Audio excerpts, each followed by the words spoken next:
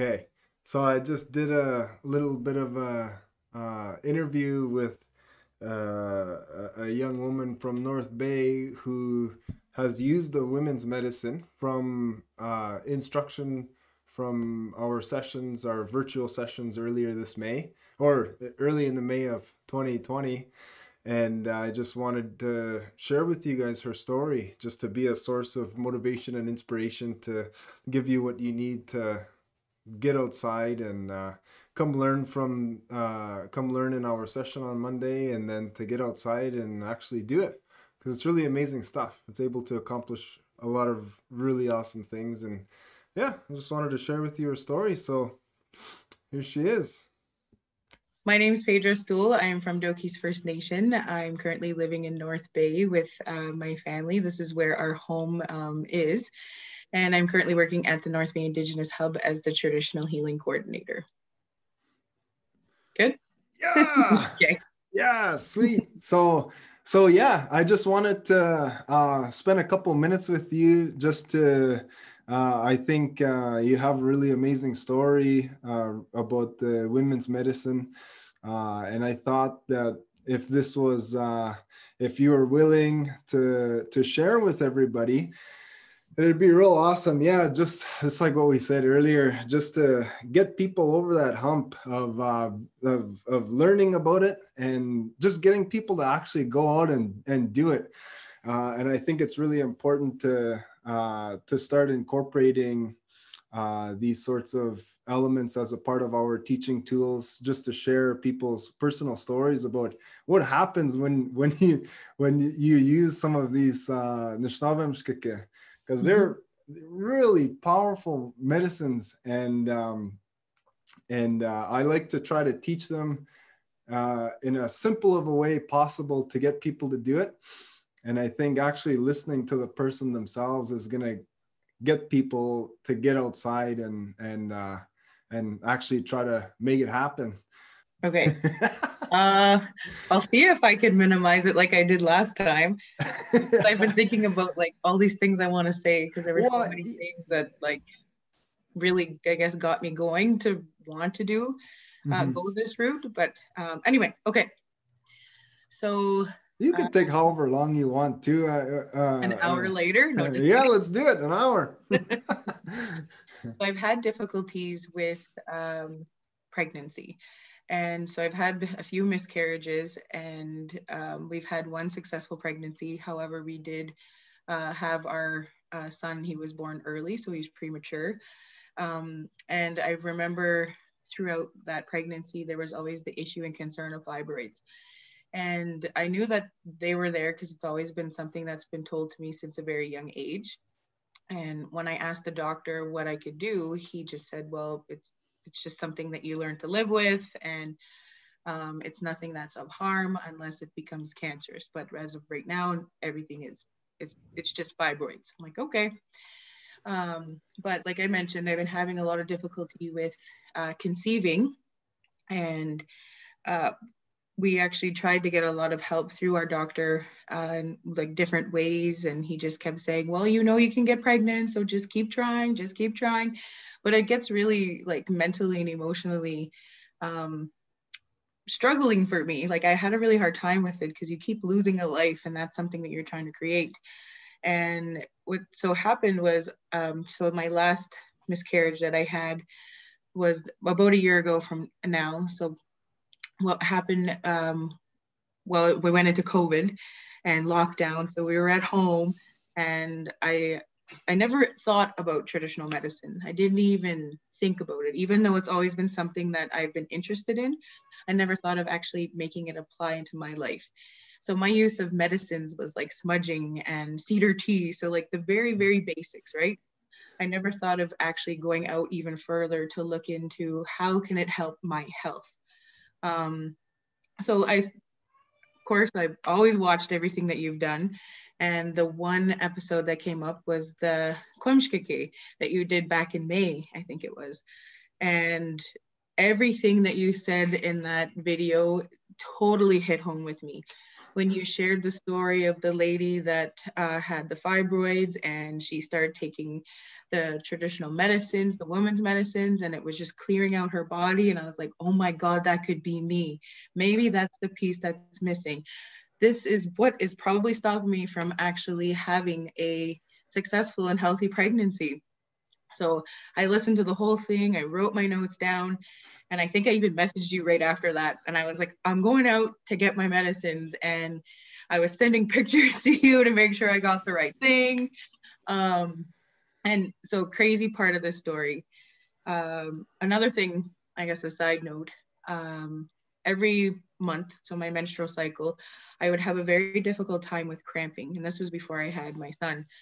And then I think you had mentioned like the one medicine, the bark was the white ash, and that's kind of like the overall one that you could, it doesn't hurt to have all the time. And I thought, geez, I wonder where we could even get that. And so anyway, fast forward to the day where I decide I'm going to go out and get my medicines. I go to Doki's because that's where I'm from and where I feel most comfortable, and I know the bush, I know everything there, well, most of things. And I asked my dad, I said, hey dad, this is what I'm doing. I'm just going to be I'm going to be taking this medicine. I'm hoping it's going to help me. But the first one I need to find is white ash. And he says, oh, that's right here in our yard. And I'm like, what? Like, I just couldn't even believe it. And I'm like, are you like, this has been here forever? He's like, yeah, just right over there, right in the, like, look out the window. And he's showing me the large white ash trees. I'm like, okay, well, I need saplings, like something that's same height as me. I need to be small, like explaining it all. And he's like, oh, Paige, actually, you know what? I ended up just cutting all these saplings yesterday. And I'm like, yeah, right. I'm like, what is the chance of that, right? So I'm like getting really excited. I'm like, okay, this is, I always say it's a sign. So I'm like, this is a sign. I'm on the right track. So my dad already had this nice bundle of saplings. So I put that in my van, and then I went out on my way. I knew where to find the tamarack, and then I knew where to find the red willow. The only thing I had struggled with was the high bush cranberry. So I wasn't able to get that, but I said, whatever, I got the 3 of the 4 and I'm going to make it. So I got home that night, I was cleaning the bark, and I think that's, I messaged you again. Am I doing this right? Like, I don't know what I'm doing. So I'm cleaning it all. And then I remember you had mentioned also, it's all on taste and what you feel would be best for you. So that's what I did. I thought, okay, I'm going to try equal portions. So after I cut out all my bark and I had them all placed in like little piles on the table, I weighed them out in my hands to see if they were all equal portioned. I boiled my water, I put it in the pot, and I let it steep overnight. And that was when I first started. So I started pretty much in May. I made my tea as I needed because I harvested enough so that I could have it whenever I needed to prepare my medicine. I drank it every time. The only time I wouldn't drink it was when I thought I might have conceived, just in case. So so I would stop for maybe about a 2-week period just to make sure. And then if I was not successful being pregnant, then I would keep drinking the tea. And so prior to that, I should back up a bit again. I went and seen my doctor and I said, I want an ultrasound done. I want to see where my fibroids are at. And so they did. They let me go in, they checked, and I had, he said 6 fibroids. Most of them are small, but I had 2 larger ones that were measuring 4 to 6 centimeters. So I thought, okay, I'm gonna fight this. I got my medicine now. I know what I'm doing, and this is what I'm gonna do. So along with the medicine though, I've also been taught, because I've been really learning about it, especially being in the role that I'm in now and wanting to be able to encourage other women and just people in general, how important our traditional medicines are. I've been learning from many different teachers when it comes to our medicines. Excuse me. And the one, I guess, teacher that I have, he shared that, you know, it's really important to pray when you want that medicine to help you, to pray to that medicine, explain what it is that you want from it. And also, he taught me a few other things. So I thought, okay, that's what I'm going to do. So I would pray to my medicine, I would drink it, I would thank my medicine, I would smudge. And then I even went to ceremony and I prayed for it too, to help like, I'm taking this medicine. I'm asking for, your help to help me cleanse my body, to prepare me to be the healthy vessel I should be to be able to have a baby. And when I shared the story with you, when we did our first session here at Hub, I actually was expecting at the time. I just didn't want to say it because my staff didn't know yet. So that's how I got the ultrasound done. And I asked them, can you check to see where the fibroids are at? And they said, there looks like you only have one, but it's very small. And I was like, oh my God. And I just was like so thankful. And yeah, I owe it all to everything that you shared about that medicine. Otherwise, I would have never have known. And I would probably still be struggling with this issue to this day. So thank you for sharing that and making that an opportunity for me to even learn and to, like, that's what encouraged me, and that's what pushed me. I just wanted to go. I needed to try something else. And I know from my learning that the land gives us everything that we need. And it's so important to get back to that original way, especially during this time that we're in. Like, you can't even go see a doctor anymore. It's really hard to go see them.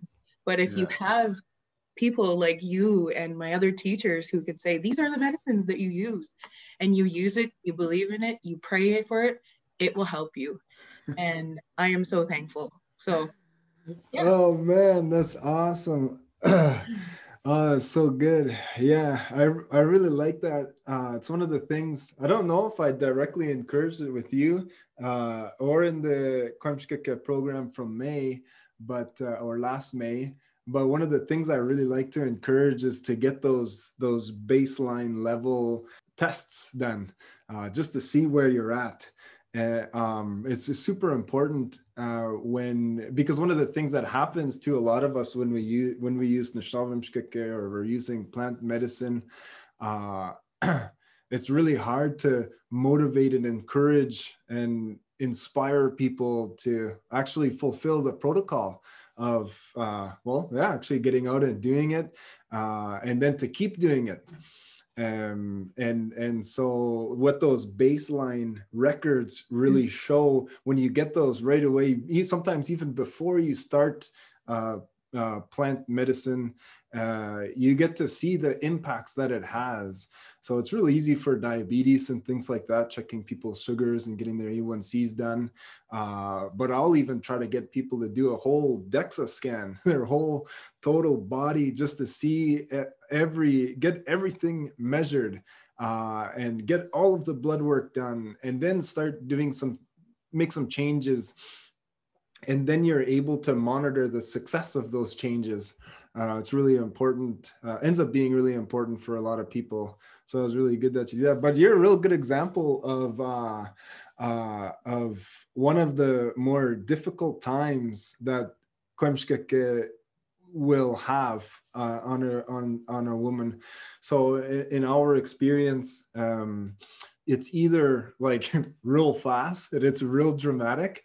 Like in the case of fibroids, sometimes it could just be within a few days, and you end up passing these masses. And so for some of the people who I don't know, for lack of a better term, I will always say more resistant to medicine, it takes a lot longer. And what you'll see is just the slow shrinkage. And so I guess you would be a more of an example of the latter, but still tremendously successful. So I'm real excited. Oh man, I can't wait to share this with everybody.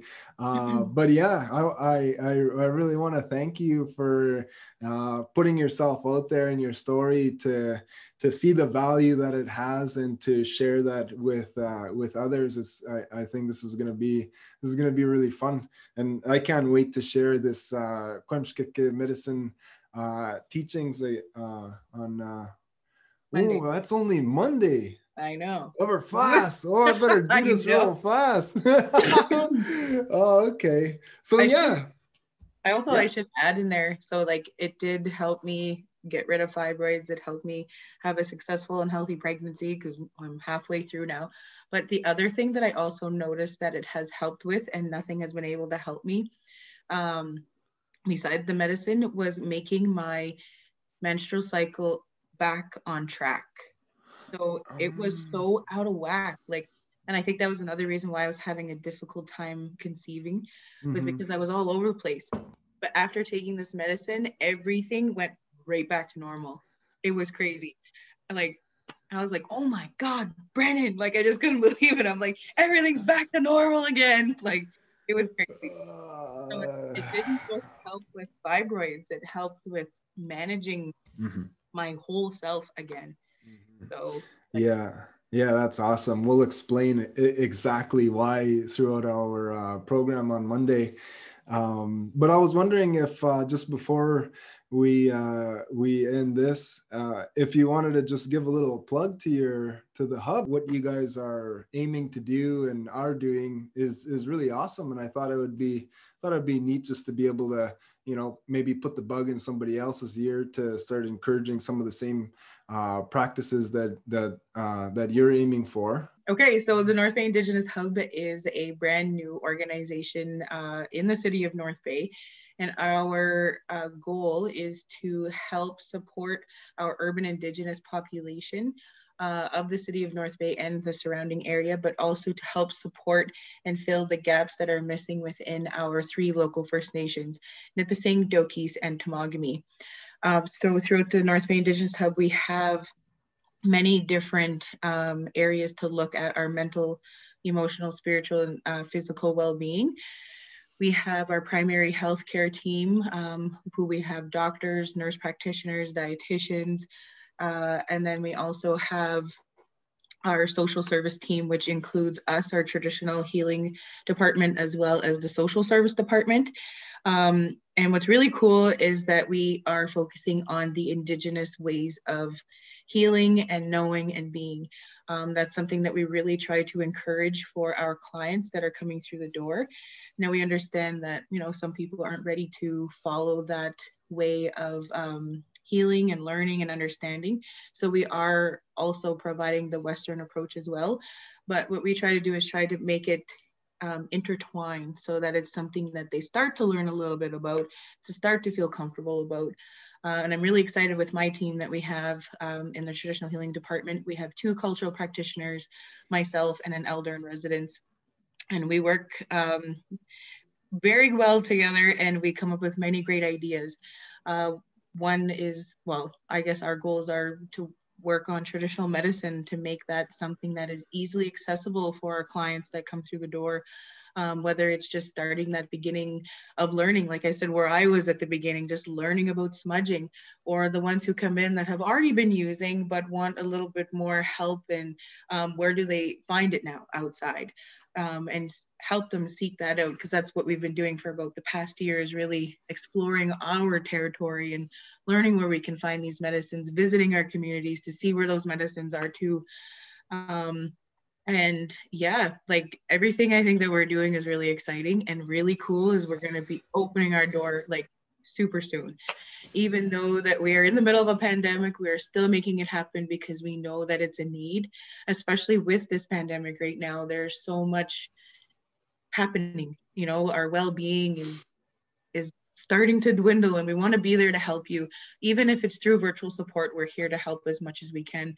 So yeah, I'm really happy to be a part of this team. We're excellent. We have so many different expertise from, you know, all around the board. And yeah, I'm really excited to be a part of this. Wow. Oh man, that's incredible. Sweet. Yeah, well, thank you so much. Thank you. This is going to be for awesome. Even thinking about me, like, thank you. Yeah, well, that's fantastic. I love that.